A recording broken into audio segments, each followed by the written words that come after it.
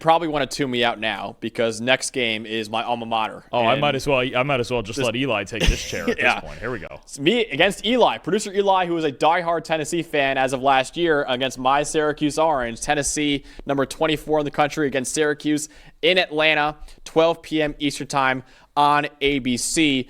These are two programs looking to keep the good times rolling right now, despite having significant offensive question marks. Last year, Tennessee made the 12-team college football playoff. They lost to the eventual national champion, Ohio State Buckeyes, in the first round of that playoff. Tennessee has a lot of offensive question marks, though, right now because Nico Iamaleava, who we think is a top 10 to 15 quarterback in the country, he transferred over to UCLA. Dylan Sampson, who was the SEC Offensive Player of the Year last year, he is now with the Cleveland Browns. They lost their top 3 receivers from last year's team, 4 starting offensive linemen from last year's team, too. So head coach Josh Heupel has his hands full if Tennessee wants to make it back to the playoff this year.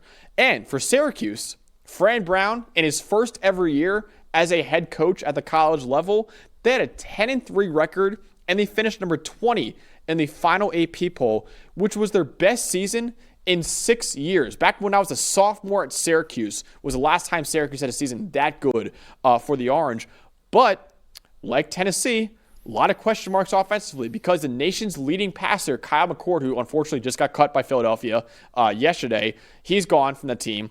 Their top 3 receivers from last year's team are gone. Your leading rusher in LaQuinn Allen is gone too. And Syracuse still has a lot of question marks defensively too. But really, Dalton, these are two programs who had outstanding years last year, but also have a lot of question marks with their offense this year. Absolutely. I mean, Tennessee, obviously, with the whole Nico Iamaleava saga, we'll get to the other side of that a little bit later with, now Joey Aguilar, former App State starter for the last couple years, in as their quarterback. You've got Steve Angeli coming in from Notre Dame on relatively short notice because he lost out on the Notre Dame quarterback battle in the spring. So you got two teams certainly with a lot of questions on offense, but, it's going to come down to the defenses in this game. Can they keep their offenses in the game? Who can play the fundamentals a little bit better? I worry a little bit about both of them for different reasons, but certainly trying to keep the good times rolling and both teams relying on transfer quarterbacks is going to be a big story. Definitely. So you have the Tennessee offense with a brand new quarterback in Joey Aguilar. What should we know when the Volunteers the ball? Okay, so if I'm Tennessee and I'm looking at Joey Aguilar, and he's a solid vertical passer, I actually think there's a world where he plays well in Josh Heupel's system here, right? I do, because he wants to sling the ball down. Joey Aguilar is the definition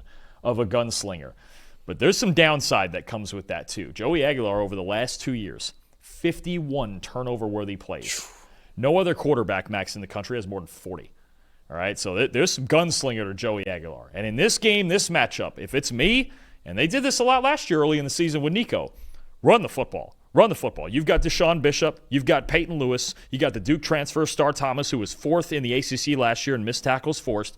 You got an opportunity here to run the football. Now, with a lot of those defensive pieces that were at Syracuse last year, Syracuse was 86th in run defense grade. They were 122nd in yards per carry allowed. They were 116th in explosive run rate allowed. Syracuse run defense was probably the weakest part of this team last year, I would argue. And the defensive line lost a lot of key players. And the defensive line got massacred this offseason. Yeah. They don't have really any of the key guys left, really at both levels when you talk about losing the linebackers as well. This matchup here, if I'm Tennessee, I would run the ball until I can't. Honestly, that's the way I would go about this. When you talk about those 3 backs, Aguilar is not a whole lot of an option threat. That's not really going to be a thing. But when you look at Syracuse last year, they retained just 1 defensive lineman who played at least 100 run defense snaps and had a 70 run D grade.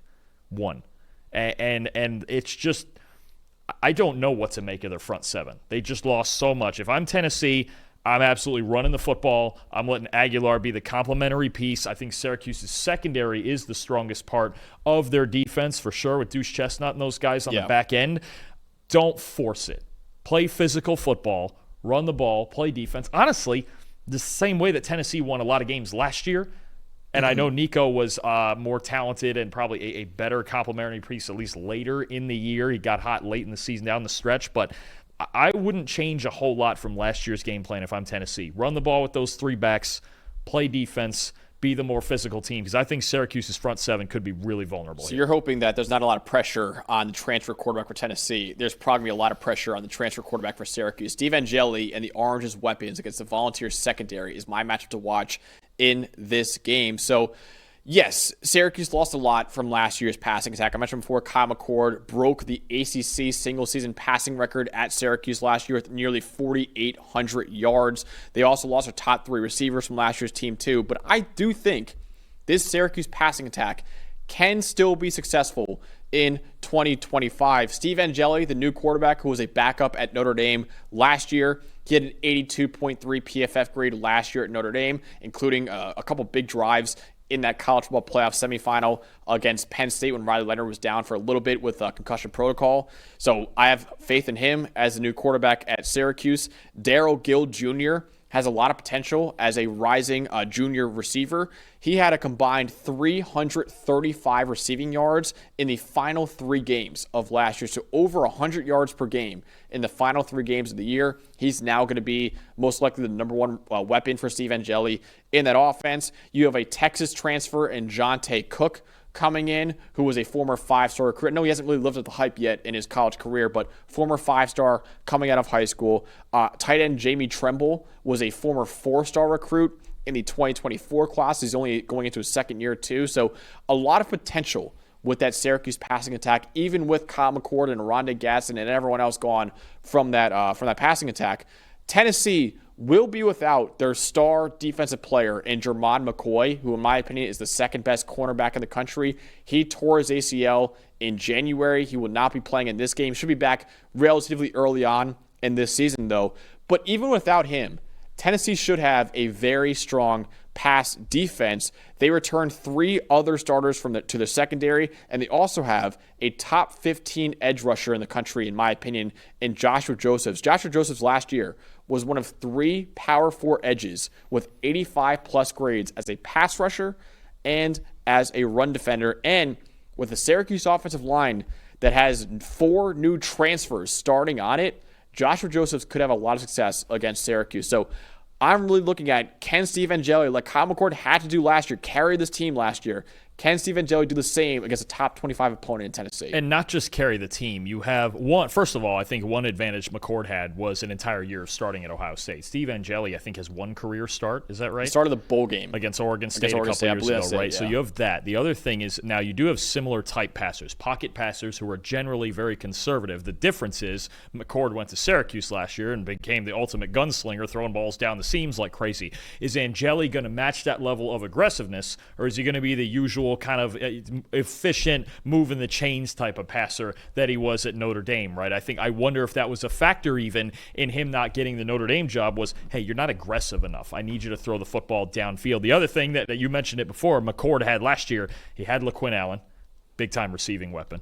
He had Trevor Pena. He had Jackson Meeks. He had Rondé Gadsden. There's a lot of legitimate weapons there. Guys who are playing. I watched all these guys play in the preseason in the NFL. Most of them got drafted. So Trevor Pena's out of Penn State now. So I think you're talking about this defense possibly having an opportunity to really contain this. If Angeli isn't more aggressive, and that was a big thing with McCord. That was the best part of their offense, is that he was willing to go out there and let it rip. Yeah. Can Angeli do that on even shorter notice than McCord did last year with a brand new set of weapons for the most part?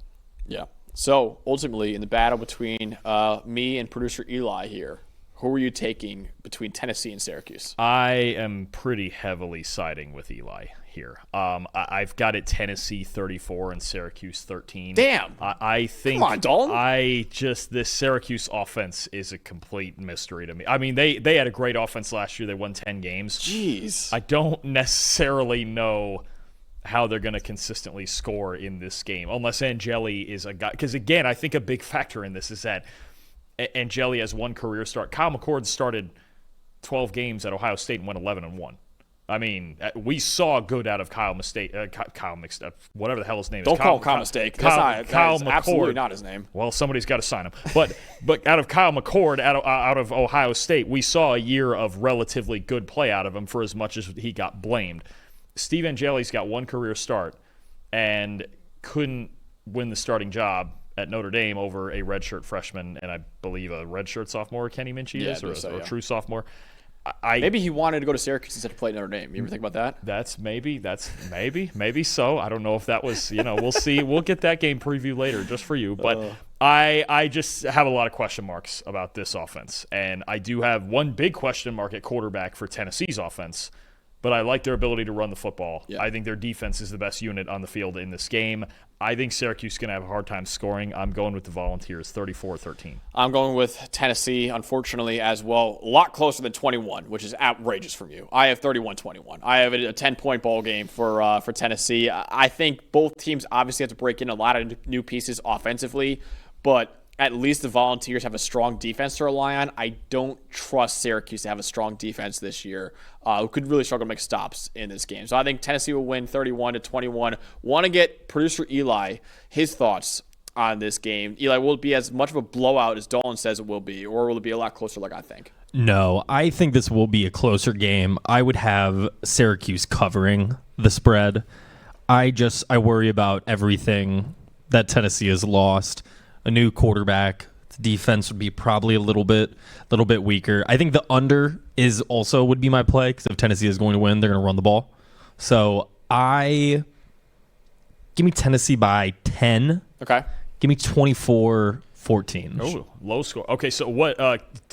Curious, what's the over/under? Do we know what the 51.5? Yeah. Right there on the screen, Dalton. If you want to look at it. Oh, is it there? Sorry. He's just not paying attention to week us one, today. man. It's okay. I'm trying to look at him. It's week one for all of us, man. It's eye contact it's thing. week one for all of us. Eli, it's a whole thing. Well, I have it right at 52. So I'm like, okay, that actually makes a lot. The other thing, if Syracuse is going to stay in this game, it's the exact thing I said with Aguilar: force turnovers. If they're going to find a way to win this game, I think you need like 3 turnovers. Yeah, you have to be. You have it at 47, by the way, not 52. Oh, that's sorry. You have 52. Sorry. Well, either way. You're all over the place today. I am. I'm a mess. I had a good lunch. I was good. Did you get Gomez? Yeah, absolutely. Yeah. I had a turtle. Sick invite, dude. Thanks. Yeah. Appreciate it.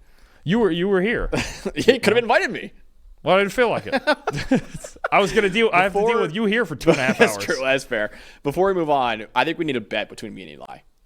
I think his punishment if Syracuse wins this game should be severe. If Tennessee wins, I'll take a punishment. I'm not going to back out of that, but it should be like nothing that bad. You have specifics? I don't know. I'm trying. I was about to say you need to be offering something on the table then. Yeah. Maybe I'll tweet us what we're doing, Eli, later on. Okay. I need to figure it out. Okay. Sure, that's fine with me.